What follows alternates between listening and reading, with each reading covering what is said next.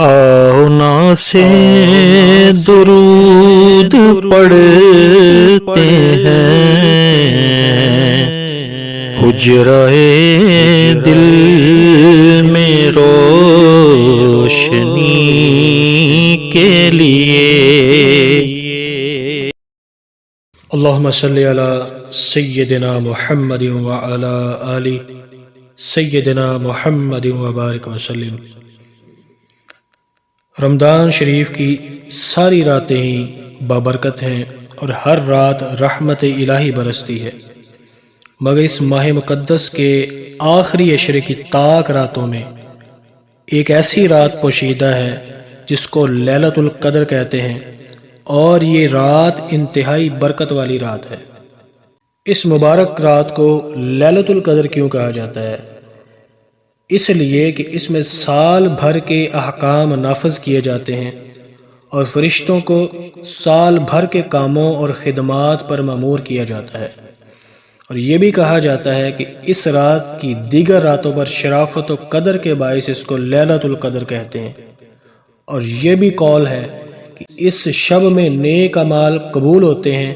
اور بارگاہ الہی میں ان کی قدر کی جاتی ہے، اس لیے اس کو لیلۃ القدر کہتے ہیں۔ نبی پاک صلی اللہ علیہ وآلہ وسلم نے ارشاد فرمایا، سیدنا ابو ہریرہ رضی اللہ تعالیٰ عنہ نے اس حدیث کو روایت کیا ہے، جو شب قدر میں ایمان و اخلاص کے ساتھ رات کو عبادت کرے اس کے سابقہ گناہ بخش دیے جائیں گے۔ حضور علیہ السلام شب قدر میں نماز ادا فرماتے، قرآن مجید کی تلاوت فرماتے اور دعا اور ذکر و اذکار بھی فرماتے۔ مولا کائنات شیر خدا رضی اللہ تعالیٰ عنہ روایت کرتے ہیں کہ جو شخص رمضان کی 27ویں شب 2 رکعت نماز اس طرح ادا کرے کہ اس کی ہر رکعت میں سورہ فاتحہ کے بعد سورہ قدر 1 بار اور سورہ اخلاص 100 بار پڑھے،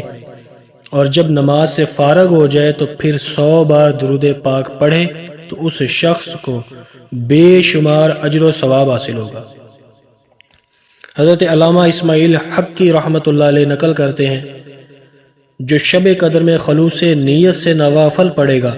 اس کے اگلے پچھلے گناہ معاف ہو جائیں گے۔ علاوہ اس رات تو ہرگز غفلت میں نہیں گزارنا چاہیے، کیونکہ جو اس رات رحمت الہی سے محروم ہو گیا تو وہ بہت ہی بڑا بد نصیب ہے۔ حضور نبی پاک علیہ السلام نے ارشاد فرمایا، تمہارے پاس ایک مہینہ آیا جس میں ایک ایسی رات بھی ہے جو 1000 مہینوں سے افضل ہے۔ جو شخص اس رات سے محروم رہ گیا گویا وہ تمام بھلائی سے محروم رہ گیا، اور اس کی بھلائی سے محروم نہیں رہتا مگر وہ شخص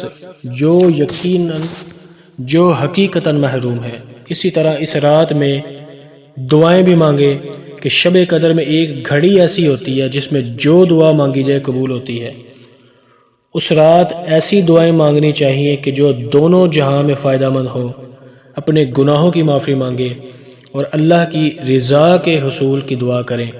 اس رات میں دعا مانگنے کی ترغیب حضور علیہ السلام نے ارشاد فرمائی۔ ام المؤمنین اما عائشہ صدیقہ رضی اللہ تعالیٰ عنہ فرماتی ہیں کہ آقا کریم علیہ السلام کی بارگاہ میں میں نے دست بستہ عرض کی، یا رسول اللہ صلی اللہ علیہ وآلہ وسلم،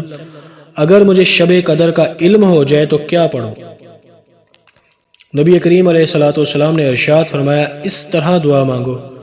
اللہم انک عفو کریم تحب العفو فاعف عنی، اے اللہ بے شک تو معاف فرمانے والا ہے، کرم فرمانے والا ہے اور معاف کرنے کو پسند کرتا ہے، مجھے بھی معاف فرما دے۔ جس طرح شب قدر رحمت نازل ہونے کا سبب ہے، اسی طرح لیلۃ القدر کا دن بھی عظمتوں اور برکتوں والا ہے،